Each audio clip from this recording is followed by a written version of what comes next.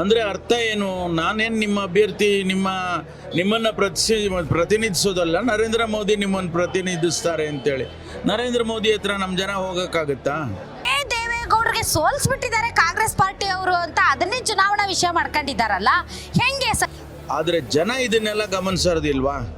ಖಂಡಿತವಾಗಿ ತುಮಕೂರಿನ ಲೋಕಸಭೆಯ ಜನ ಮತದಾರರು ಬಹಳ ಬುದ್ಧಿವಂತರಿದ್ದಾರೆ. ಹಿಂದೂಗಳಿಗೆ ರಕ್ಷಣೆ ಇಲ್ಲ, ಕಾಂಗ್ರೆಸ್ ಪಾರ್ಟಿ ಬಂದಿರೋದ್ರಿಂದ ಹಿಂದೂಗಳ ಮೇಲೆ ದೌರ್ಜನ್ಯ ಜಾಸ್ತಿ ಆಗ್ತಾ ಇದೆ. ನಾವೆಲ್ಲ ಹಿಂದೂಗಳಲ್ವಾ? ಆಡಳಿತ ಮಾಡಿದವರು ಹಿಂದೂಗಳಲ್ವಾ? ಯಾರು ಬರೀ ಏನು ಮುಸಲ್ಮಾನರ ಆಡಳಿತ ಮಾಡಿದ್ರಾ ಅಥವಾ ಕ್ರಿಸ್ತಾನ್ದವ್ರ ಆಡಳಿತ ಮಾಡಿದ್ರಾ? ಧಾರವಾಡ ಇನ್ಸಿಡೆಂಟ್ ಏನಿದೆ, ಆ ಇನ್ಸಿಡೆಂಟ್ಗೆ ತಾವು ಯಾವುದೇ ರೀತಿಯಾದಂಥ ಮುಲಾಜಿಲ್ಲದೆ ಕ್ರಮ ಕೈಗೊಳ್ತೀರಾ? ನೋಡಿ, ಈ ದೇಶದಲ್ಲಿ ಕಾನೂನು ಅಂತ ಇದೆ. ಕಾನೂನು ಎಲ್ಲರಿಗೂ ಒಂದೇ. ಆ ಕಾನೂನಿನ ಪ್ರಕಾರ ಯಾವುದೇ ಮುಲಾಜಿಲ್ಲದೆ ಕ್ರಮ ತಗೊಂಡಿದ್ದೇವೆ. ಎಸ್ ವೀಕ್ಷಕರೇ, ತುಮಕೂರು ಲೋಕಸಭಾ ಕ್ಷೇತ್ರದ ಒಂದು ಚಿತ್ರಣವನ್ನು ನಿಮ್ಮ ಮುಂದೆ ಇಡ್ತಾ ಇದ್ವಿ. ಯಾವ ರೀತಿ ಕಾಂಗ್ರೆಸ್ ಮತ್ತು JDS BJP ಮೈತ್ರಿಯ ಅಭ್ಯರ್ಥಿಯ ನಡುವೆ ಪೈಪೋಟಿ ಇದೆ ಅಂತ. ಈಗ ತಾವು ನೋಡಬಹುದು, ನಾನು ಕಾಂಗ್ರೆಸ್ ಭವನದಲ್ಲಿದ್ದೇನೆ. ಗೃಹ ಸಚಿವರಾದಂಥ ಡಾಕ್ಟರ್ J. ಪರಮೇಶ್ವರ್ ಅವರು ನಮ್ಮೊಂದಿಗೆ ಇದ್ದಾರೆ. ಕಾಂಗ್ರೆಸ್ ಅಭ್ಯರ್ಥಿಯ ಗೆಲುವಿಗಾಗಿ ಅವರು ಕೂಡ ಅವಿರತವಾದಂಥ ಶ್ರಮವನ್ನು ಪಡ್ತಾ ಇದ್ದಾರೆ ಮತ್ತು ಸಭೆಗಳ ಮೇಲೆ ಸಭೆಯನ್ನ ಕೂಡ ಮಾಡ್ತಾ ಇದ್ದಾರೆ. ಹಾಗಾದ್ರೆ ಅವ್ರ ಪ್ರಕಾರ ಇಲ್ಲಿ ಯಾವ ರೀತಿಯಾದಂತಹ ಫೈಟ್ ಇದೆ, ಯಾರಿಗೆ ಎಡ್ಜ್ ಇದೆ, ಜನಬೆಂಬಲ ಹೇಗಿದೆ, ಅವರಿಂದನೇ ತಿಳ್ಕೊಳ್ಳೋಣ. ಸರ್ ನಮಸ್ತೆ.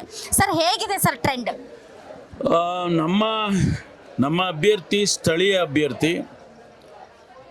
ಅವರು ಇಲ್ಲಿಯೇ ಹುಟ್ಟಿ ಬೆಳೆದು ಇಲ್ಲಿಯೇ ವ್ಯಾಸಂಗ ಮಾಡಿ ಇಲ್ಲಿಯೇ ವೃತ್ತಿಯನ್ನು ಆರಂಭ ಮಾಡಿ ವಕೀಲರಾಗಿ ಕೆಲಸ ಮಾಡಿದಂಥವ್ರು ಮತ್ತು ಕಾಂಗ್ರೆಸ್ ಪಕ್ಷದಲ್ಲಿ 2 ಬಾರಿ ಶಾಸಕರಾಗಿ ಕೆಲಸ ಮಾಡಿದರು ಕುಣಿಗಲ್ ಕ್ಷೇತ್ರದಿಂದ.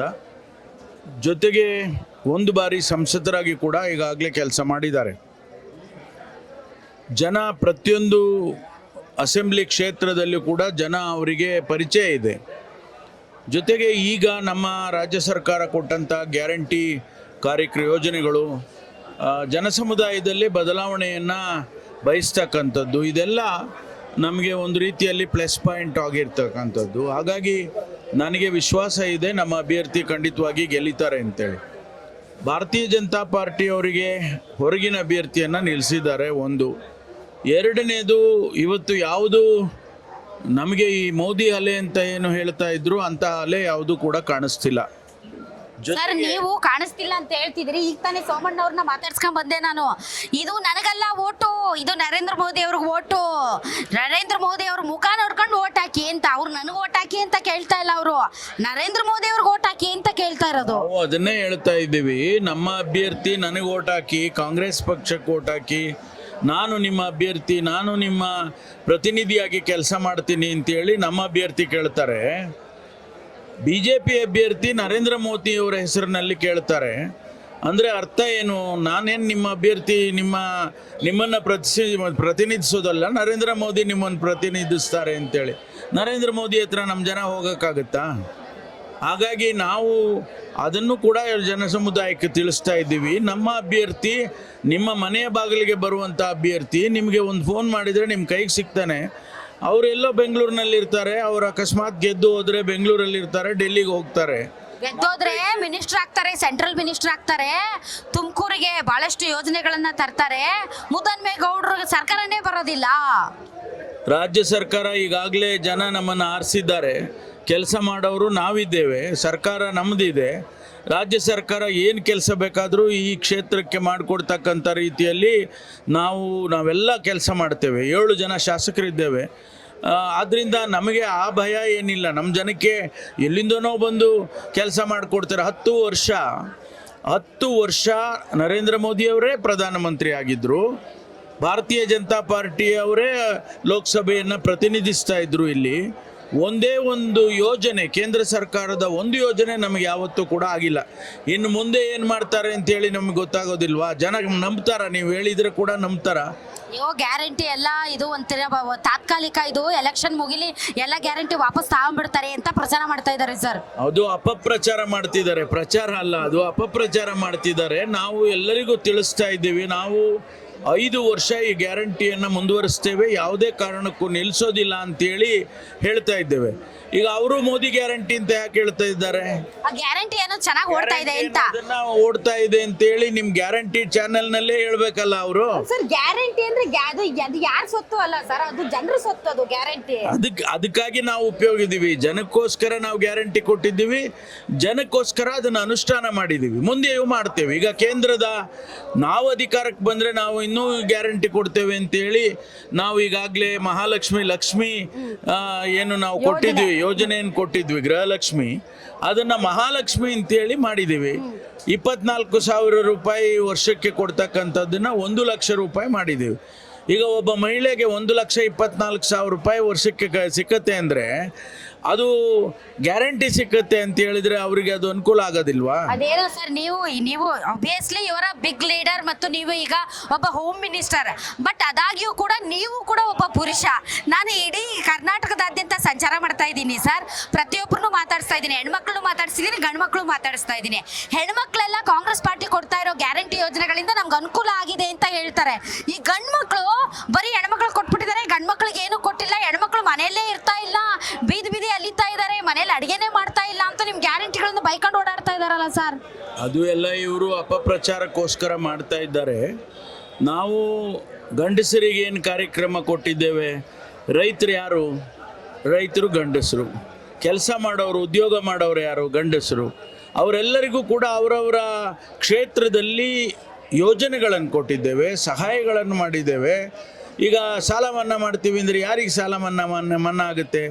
ರೈತರು ಅಂದರೆ ಹೆಚ್ಚು ಕಡಿಮೆ ನಾವು ಗಂಡಸರಿಗೆ ರೆಫರ್ ಮಾಡ್ತೀವಿ ಯಾವಾಗಲೂ ಕೂಡ. ಹಾಗಾಗಿ ಅದನ್ನು ನಾವು ಯಾವುದನ್ನು ಬರೀ ಲಿಂಗದ ಆಧಾರದ ಮೇಲೆ ಅಭಿವೃದ್ಧಿಯನ್ನು ಮಾಡೋದಕ್ಕೆ ಹೋಗೋದಿಲ್ಲ. ಅವರಿಗೊಂದಿಷ್ಟು ಸಹಾಯ ಆಗಲಿ ಅಂತೇಳಿ ನಾವು ಆ ಬಡತನ ನಿರ್ಮೂಲನೆ ಆಗಬೇಕು ಅಂತ ಬಡ ಮಹಿಳೆಯರಿಗೆ ನಾವು ಅದನ್ನ ಕಾರ್ಯಕ್ರಮ. ಇಲ್ಲ ಸರ್, ನಾನು ಒಪ್ಕೋತೀನಿ ಬಿಡಿ ಸರ್, ಹೆಣ್ಣು ಸಂಸಾರದ ಕಣ್ಣು ಅಂತಾರೆ. ಮತ್ತೆ ಸಂಸಾರ ಸರಿದೂಗಿಸ್ಬೇಕಂದ್ರೆ ಹೆಣ್ಮಕ್ಳಿಗೆ ಶಕ್ತಿ ತುಂಬಬೇಕು, ಆ ಕೆಲಸ ನಡಿಬೇಕು, ಅದನ್ನ ನೀವು ಮಾಡ್ತಾ ಇದ್ದೀರಾ ಸರ್. ಈಗ ದೇವೇಗೌಡರು ಲಾಸ್ಟ್ ಟೈಮು ನಿಮ್ಮ ಮತ್ತು ಕಾಂಗ್ರೆಸ್ ಮತ್ತು JDS ಅಭ್ಯರ್ಥಿ ಆದಾಗ ಅವರು ವಲಸಿಗರು, ಅವರು ಹೇಮಾವತಿ ನೀರನ್ನ ಹಾಸನಕ್ಕೆ ಕೊಟ್ಟರು, ಇಲ್ಲಿ ಕೊಡ್ಲಿಲ್ಲ ಅಂತ ಬಿಜೆಪಿ ಪ್ರಚಾರ ಮಾಡ್ತು ಮತ್ತು ಬಿಜೆಪಿ ಕ್ಯಾಂಡಿಡೇಟ್ ವಿನ್ ಆದ್ರು.